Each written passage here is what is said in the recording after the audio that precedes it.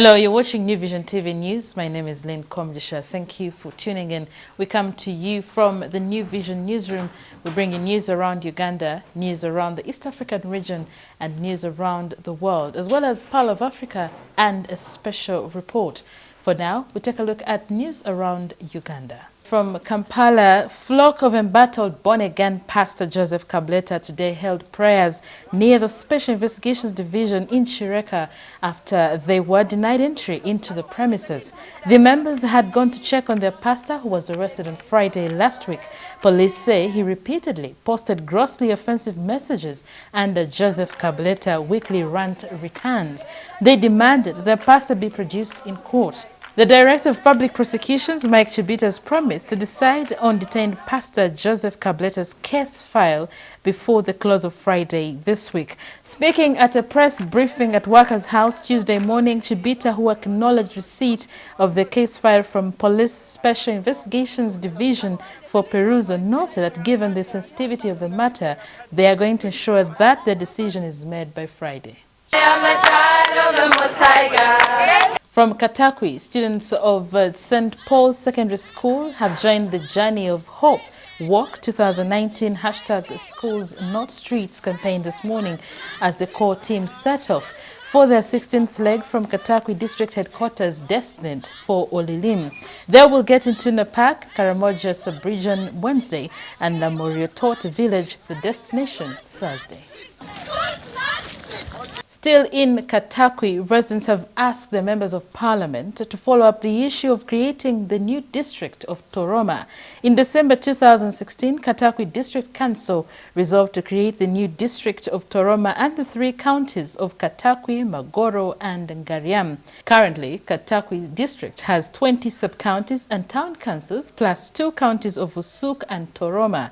If the new district of Toroma is carved from Katakwi, it will comprise of 6 sub-counties of Magoro, Amusia, Angondigod, Kabuchan, Amodoi, Toroma, including the 2 town councils of Toroma and Magoro. Now in Kagadi, residents of Kagadi have reason to smile after the government saved them from water that was recently discovered to contain fecal matter.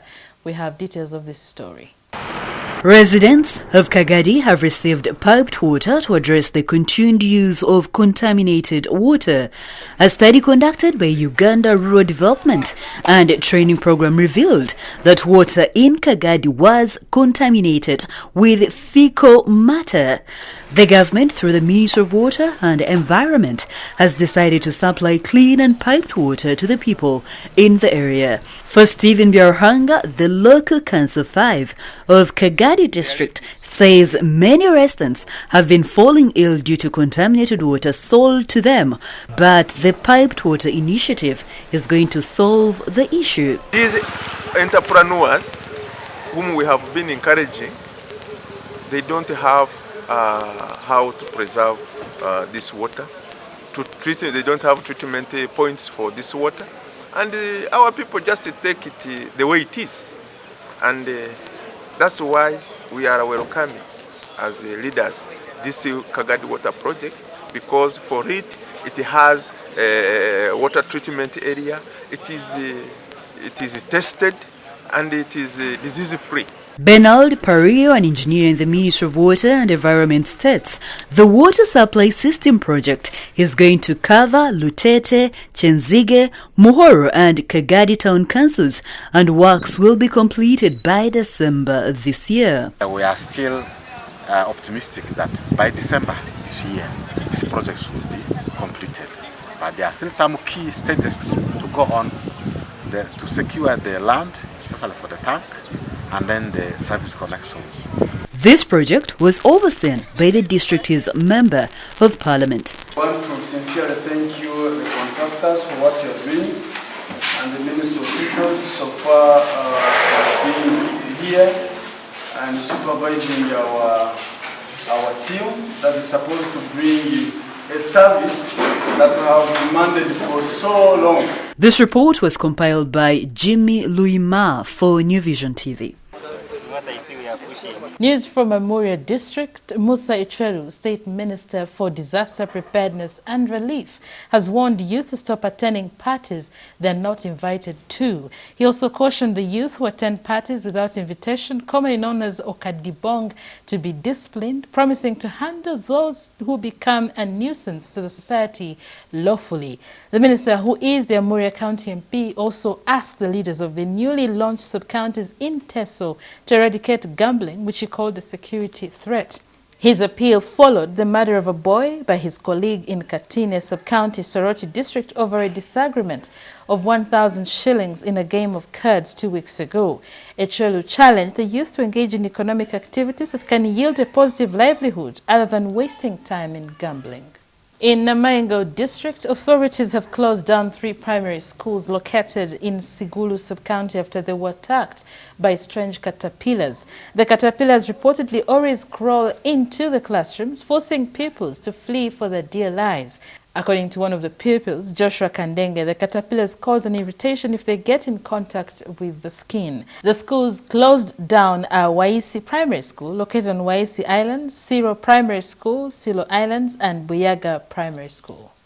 In Jinja, the Uganda People's Defense Forces has intensified training of 20 more officers to be deployed in Somalia to ensure proper communication and information sharing with the public on military activities. Colonel Nelson Ahebwa, the Deputy Chief of Civil Military Cooperation in Gaddafi Barracks, Jinja, said the officers will not only be battling insurgents but will also be sharing information and providing medical support to communities. Colonel Ahebwa added the officers will also be deployed to improve on security among government agencies like the Uganda National Roads Authority, Uganda Revenue Authority, the Fish Protection Unit, the Uganda Wildlife Authority, the tourism sector, and in cases of disaster management, among others. From Kalungu District, police is holding 3 people attached to Kiraga Health Center 3 in Rwabenge Sub-County for allegedly conniving to steal government drugs. Harriet Nalwega, a nursing assistant, was arrested Sunday morning from Sebija village. Dennis Chimpugwe, health center in charge, and Mariam Nanyonjo, the storekeeper, were picked later in the day for negligence of duty and alleged connivance. The arrest follows a joint operation by police and Kalungu Resident District Commissioner's office. The authorities seized from Nalwega's home several government medical supplies, including boxes of different drugs and gloves. Others are cotton wools, mosquito nets, normal saline and dextrose bottles, as well as surgical tools. In Mpigi District, police is investigating circumstances under which a group of unknown assailants attacked a family and hacked 2 people to death, injuring 1. Annette Nabagwako, a resident of Chigo Village, Musa Parish in Kamengo Sub-County, was attacked by a group of unknown assailants who killed her and her daughter Sandra Namudu, 9 years. Shanita Namubilu, 6, escaped with serious injuries and was rushed to Nkozi Hospital for treatment. According to Joseph Tulia, the Katonga Region Police spokesperson, the deceased were recovered on Monday morning by a resident who went to Nabugwako's home to collect banana peelings for his cattle. The attackers went away with the land title of a disputed land the deceased have been wrangling over.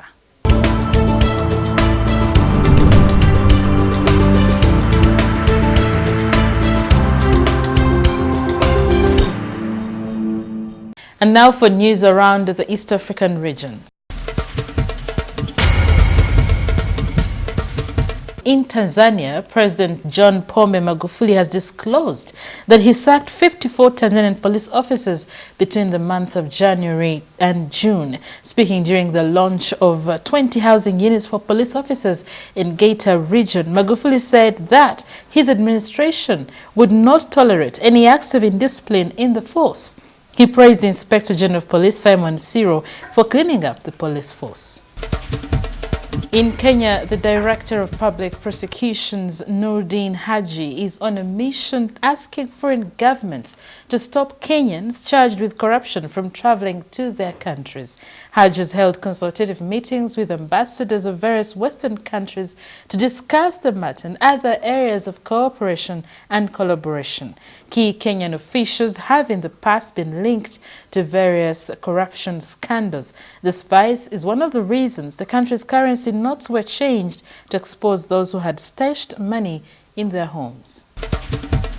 From Rwanda, the Rwandan Health Ministry has urged citizens to avoid unnecessary travel to the Eastern Democratic Republic of Congo following the death of a pastor from Ebola in a city straddling its border. The case was detected in Goma, a city of about 1 million people separated by a border crossing from the town of Gisenyi in western Rwanda.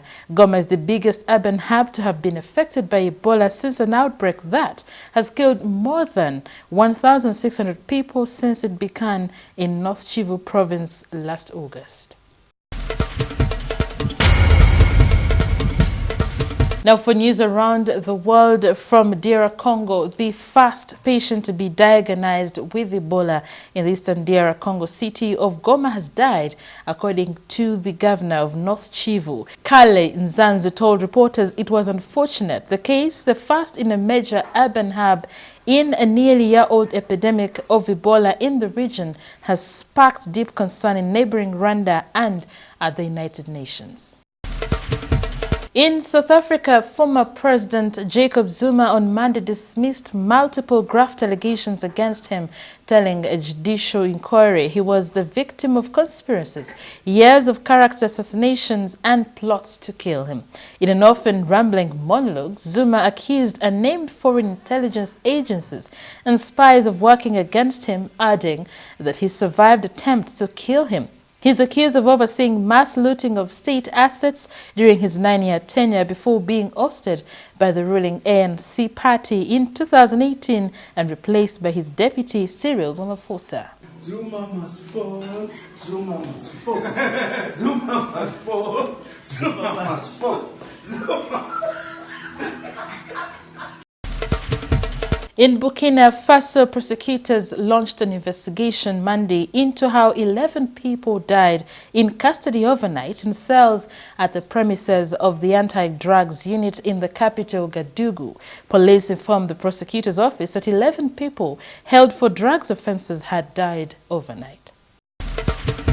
From Egypt, Parliament on Monday approved amendments to a controversial law that rights groups say imposes strict curbs on non-governmental organizations. The changes come after President Abdel Fattah al-Sisi announced last November that the law needed to be more balanced. From India, 2 people were killed and more than 40 trapped under the rubble after a building collapsed as heavy monsoon rains lashed India's financial capital, Mumbai, today. This is the second such tragedy in 2 weeks. Torrential downpours have swept away homes, triggered landslides, and claimed at least 180 lives across South Asia. Disaster management spokesman Tanaji Campbell told AFP of the building collapse in southern Mumbai's congested Dongri area, noting that 5 others, including 2 children, were rescued and taken to hospital. Earlier this month, a wall collapsed in the city, killing 29 people. In France, HIV-related deaths last year fell to around 770,000, some 33% lower than in 2010, the United Nations said today, but warned that global efforts to eradicate the disease were stalling as funding dries up. Highlighting the enormous progress made since the height of the AIDS epidemic in the mid-1990s, the report showed that the number of people dying from the disease fell from 800,000 in 2017 to 770,000 last year. From Iran, Iran's judiciary confirmed Tuesday the arrest of French-Iranian academic Fariba Adelka after the French foreign ministry said she had been detained and denied contact with consular staff. The detention of Adelka, a well-known expert on Iran and Shia Islam at France's prestigious Sciences Po University, risks increasing tension between Paris and Tehran at a critical moment in efforts to save a landmark 2015 nuclear deal. On Monday, French President Emmanuel Macron called on Tehran to explain why Adelka had been arrested, expressing concern for her welfare. We now take a quick break and return with news and business.